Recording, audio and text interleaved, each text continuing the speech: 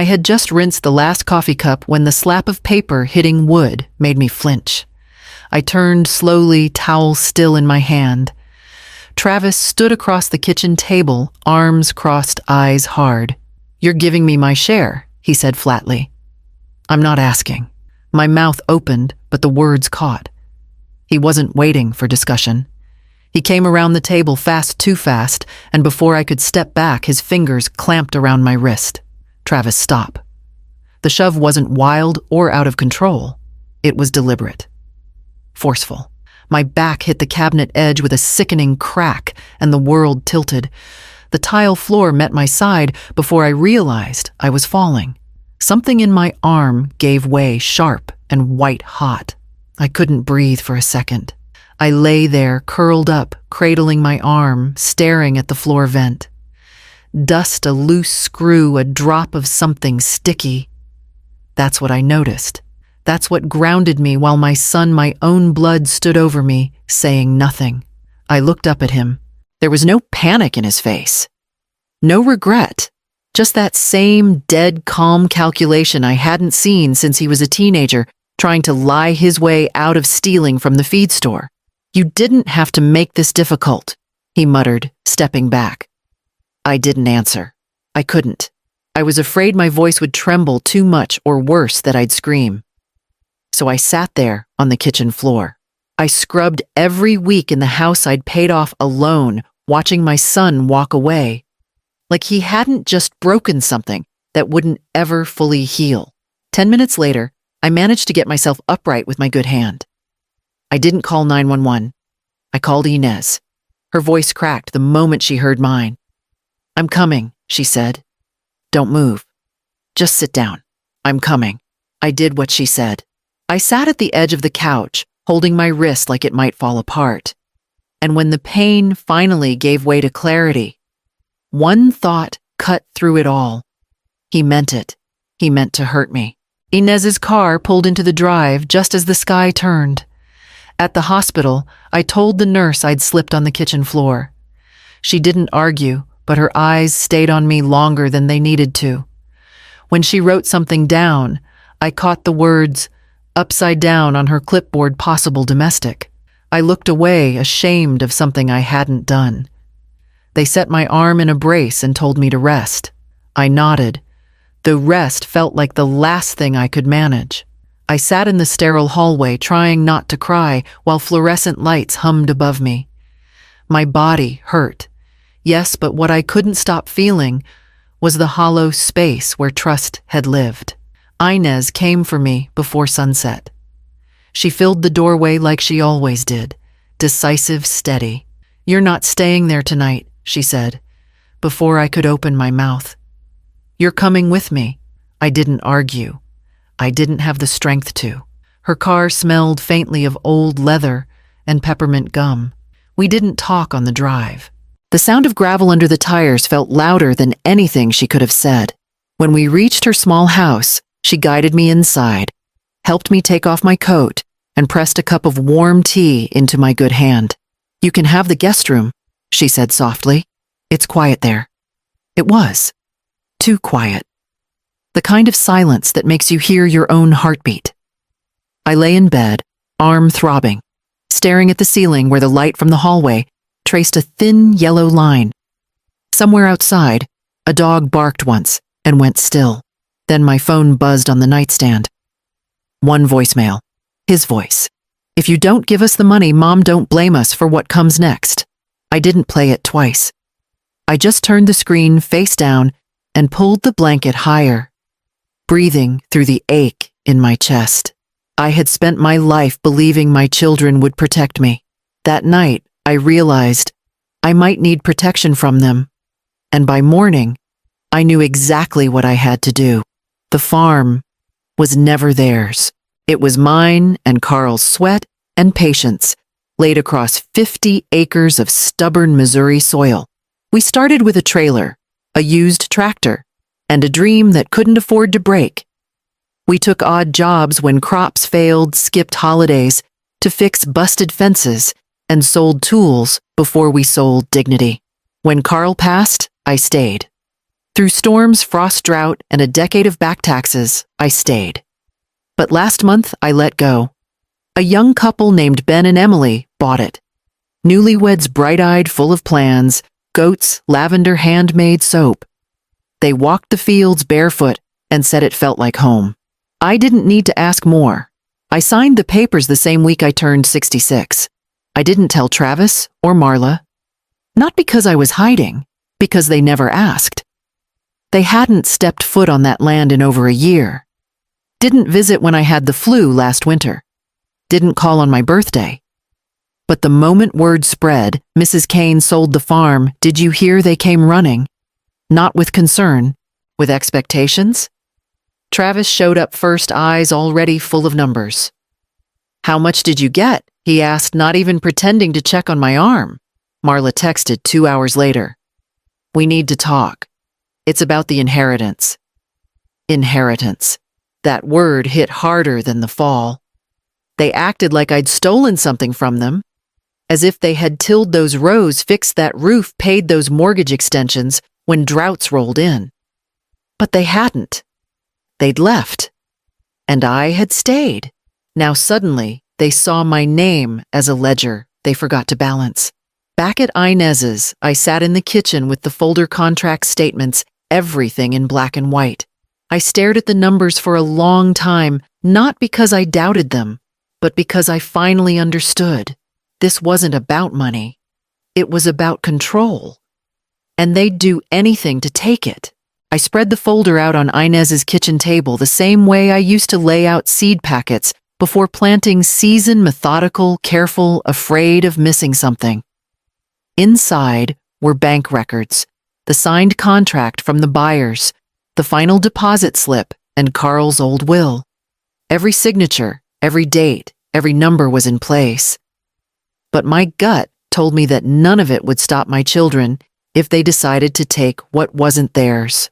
Inez sat beside me, silent, her thumb tapping against her mug. You need someone who can make this stick, she finally said. I know a man. Delano, local lawyer. Fair quiet doesn't scare easy. By afternoon, I was sitting across from him in his small office, the kind that smelled faintly of coffee and old books. He flipped through my documents without a word, his eyes moving quick but steady. When he finished, he looked up. Everything here is solid. Mrs. Kane. The farm sale was legitimate, fully paid taxes cleared. But if your son or daughter forged anything, we'll need proof to shut them down. I hesitated. Then it hit me. There's a camera in my kitchen, I said quietly. Installed last year, when someone broke into my shed. It caught the day he pushed me. Delano leaned forward. If the footage is clear, it'll change everything. That night, Inez helped me open the app. I didn't want to watch it, but I had to. The clip started with me washing dishes, the same motion I'd done 1,000 mornings. Then Travis's voice, the shove, my fall, the silence. It was all there, no shouting match, no self-defense, just a man hurting his mother. I felt my stomach twist as I pressed pause. Inez looked away, tears shining in her eyes. Delano's voice came back through the speakerphone, calm but certain. This is the kind of truth that doesn't need explaining. He asked me to send the file to his office. I did, my hands trembling slightly. Mr. Delano didn't speak right away. He watched the footage all the way through, from the moment Travis appeared in the frame to the second I crumpled against the cabinet and disappeared from view. He watched my body fall, watched me lay there, unmoving, watched my son walk away.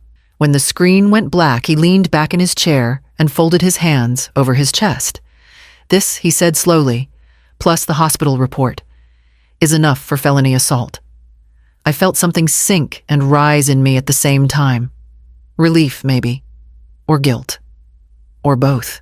He pulled out a folder and clipped the printed ER documents behind the statement. Fractured proximal humerus. Suspected elder abuse noted by intake nurse. X-rays confirm the break. No signs of osteoporosis or accidental fall. The story doesn't add up unless the truth is what's in this video. My hands were cold, but I nodded. What happens now, I'll file everything with the sheriff's office before noon. You should expect a call. It didn't feel real. Not until I stepped outside and felt the wind cut across my face, like it was reminding me I was still here, still standing, still whole if a little bent. That evening, Inez made stew. I didn't eat much. My stomach hadn't settled since the hospital, and food felt like an afterthought. But I sat at her table anyway, holding the warm bowl, trying to stay grounded in something that felt normal. Just before 9, my phone buzzed. Unknown number. This is Deputy Frey with the county sheriff's office. We've received video evidence and hospital documentation relating to a possible assault involving your son, Travis Kane. Yes, I said, my voice steady. That's correct. We're reviewing everything. You'll be updated shortly. In the meantime, if he attempts contact, notify us immediately. I thanked him, ended the call, and put the phone down. Inez didn't ask what was said. She just reached across the table and squeezed my hand once gently. It was just past noon when I heard the gravel crunch under tires. Inez was out back watering her tomatoes, and I was alone on the porch, sipping weak tea. I saw him before he got out of the car. Travis holding a grocery store bouquet, all orange lilies and drooping ribbon. He walked up like nothing had happened. Like I hadn't spent the last 2 nights sleeping with my arm in a brace and a legal folder under my pillow. I lost my temper, he said. Voice smooth. I'm sorry, but selling the farm behind our backs. That hurt too. I stayed behind the screen door. Didn't open it. Didn't invite him in. My hand rested near the lock, not on it. You hurt me physically, I said, keeping my voice calm. And now you're standing here acting like you're the one who was wronged. He smiled, but it was tight, mechanical, the kind of smile that breaks when no one's looking. You think this is over, he said quietly. You think a lawyer can protect you forever. I didn't answer. I just looked at him the way you look at something you no longer recognize. A stranger, in your child's skin. After a long silence, he dropped the flowers on the step and walked back to his car. I didn't watch him leave. Inez came back in and saw the bouquet through the door. Those won't last the day, she muttered, sweeping them into the trash without a word. That afternoon, my phone rang. I picked up on the first buzz. Mrs. Kane, this is Deputy Frey. We've reviewed the footage and medical documentation. A warrant for Travis Kane's arrest is being issued as of today. We're moving forward. My hand didn't shake. Not this time. Thank you, I said. Please keep me informed. Inez was stirring a pot on the stove when I hung up. She looked over, eyes searching mine. He's going to be arrested, I said softly. She nodded. Good. And just like that, the house felt a little warmer, the air a little clearer. I didn't tell Inez when I moved the money. She already knew. That morning, I sat with Mr. Delano again. The office felt colder this time, less like a place for decisions and more like a bunker. I slid over the account numbers, the contract for the annuities, the notarized form, transferring the rest into a trust under my sister Miriam's name. Miriam didn't know yet. She didn't need to. Not until something forced her to. Mr. Delano reviewed each document with quiet approval. This puts a buffer between you and any further attempts at financial coercion, he said. They can't touch what they can't find, and they certainly can't touch what they no longer legally link to you. I nodded, and then reached into my bag. I pulled out a sealed envelope, thick but neatly labeled. He paused. What's this? My handwriting. A record? A timeline? Copies of texts? The voicemail he left. A second copy of the footage. All of it. He looked at me for a long moment, then tucked it gently into his drawer. It'll stay here. Locked. I stood to leave, then turned back. File the restraining order today, I said. And the affidavit. He didn't ask why. He just nodded. By the time I got back to Inez's, the sun had started to lower, throwing long shadows across the fields. I sat on the porch with a blanket over my legs and a glass of cold tea beside me. For the first time in days, the quiet didn't feel like fear. It felt like control. When the knock came, I didn't flinch. The cruiser was parked neatly at the end of the drive, and a uniformed man stood at the door with a file in his hand. "Mrs. Kane," he said, "I'm here on behalf of the county. I have a few things to go over with you, and we'll need your formal statement." I stepped aside, opened the door wide, and let him in. She showed up just before dinner, standing stiffly on Inez's porch, like she didn't know whether to knock or kick the door down. Marla had always been the more composed one.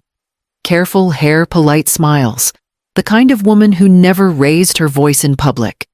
But her pacing gave her away. Inez opened the door and stepped aside without a word. I stood behind her, watching as Marla crossed the threshold with her arms folded tight. "You're choosing strangers over your own blood," she snapped. I didn't rise to meet her tone. I sat down slowly at the kitchen table and motioned for her to do the same. She didn't. "I'm choosing safety," I said. Her face twisted just slightly. "We were counting on that money, Mom. Travis said you were just waiting until everything cleared and then we'd all figure it out. You always said the farm was for all of us." "I said I worked for all of us," I replied. "But none of you worked with me." She flinched at that barely, but I saw it. Her nails tapped against her purse. She looked smaller than usual, not because of guilt, but because she hadn't gotten what she came for. "You know what this will do to him," she said, voice cracking. "To us," I tilted my head. "You mean what he did to me?" For a moment, her mouth opened like she had something else to throw at me, but nothing came. She looked past me at the worn wallpaper and the dish towel hanging crooked by the sink. Maybe it reminded her of a time when things were simpler. Or maybe she was just seeing me now for the first time as someone she couldn't control. She didn't say goodbye, just turned and left her heels sharp on the wood floor. Inez emerged from the hallway, drying her hands on her apron. "Do you want tea?" I nodded. We sat in silence for a long time. The kind that feels like something is closing for good. The next morning, the arrest made the local news. They came for him at dawn. Travis was still in sweatpants when the officers knocked 2 uniforms, no sirens. Calm. Precise. They handed him the warrant, read the charges: felony assault of a senior attempted fraud document forgery. The neighbors peeked through blinds. One man recorded on his phone. He didn't resist. He just stood there, pale and blinking like he hadn't expected it to really happen. As they cuffed him, he looked over his shoulder at the officer holding the clipboard. "She was supposed to fall in line," he said. "She was supposed to give in." They put him in the back of the cruiser. The doors closed. At Inez's, I sat at the kitchen table with the television on low volume. The news scrolled along the bottom. "Local man arrested for assaulting elderly mother amid inheritance dispute." His name was there, spelled correctly. Our last name. My name. I didn't cry. I didn't cheer. I just exhaled. A deep, aching breath I hadn't known I was holding since the day he threw me against my own cabinet. I opened my laptop and attached a single file, my revised will. It no longer included Travis or Marla. The beneficiaries were clear: a local food bank, the young couple who bought the farm, and Miriam, my sister, who once pulled me out of a depression with nothing more than a nightlight and an open door. I typed a short message to Mr. Delano. "Please confirm this replaces all prior versions. Thank you for standing beside me." Then I hit send. Inez poured coffee without asking. I took the mug with my good hand. We sat in the familiar quiet, surrounded by the smell of toast and the ticking of her old wall clock. Somewhere across town, my son sat in a holding cell, wondering how everything had changed so fast. But it hadn't been fast at all. It had taken years. Years of giving, of silence, of hoping love was enough. And now, finally, I was done hoping. By noon, I'd packed a bag. It was time to leave this house behind. The road curved just before the old property line, and for a second, I caught a glimpse of the red roof through the trees. The farm looked smaller now, or maybe I'd just grown past it. I didn't slow down. I didn't need to see it up close to know what I left behind. 10 miles further, I turned off onto a narrow gravel drive. The tires crunched under me as I eased to a stop in front of a white gate. The land was simple, just 1 acre, a small barn with fresh paint, a fence that ran straight and clean. But it was enough. A man in coveralls waved from across the road, a rake slung over his shoulder. I raised a hand back, and we exchanged the kind of nod only people who've worked the soil understand. I stepped out the door, groaning softly behind me. The sun caught my shoulder, and I stood there for a moment, letting it settle into my skin. No voices behind me, no tension waiting in the doorway, just the sound of wind moving through the grass. Inez's car pulled in behind mine not long after. She got out with a loaf of bread under one arm and a thermos in the other. "So," she said, squinting around, "this is the place. This is the place." She followed me up the little path to the porch, new wood still raw. We sat on the steps and passed the coffee back and forth, warm and bitter in the best way. "You know," she said quietly, "you could have just given them the money. Could have avoided a lot." I shook my head. Not in anger, but in certainty. "No. This is the part I earned, not the land, not the money. This, the peace." She smiled, and we sat like that, listening to nothing in particular. The sky above us was wide and pale. No tension, no grief, just space. Behind us, the door creaked open on its new hinges. I stood, took a deep breath, and walked inside.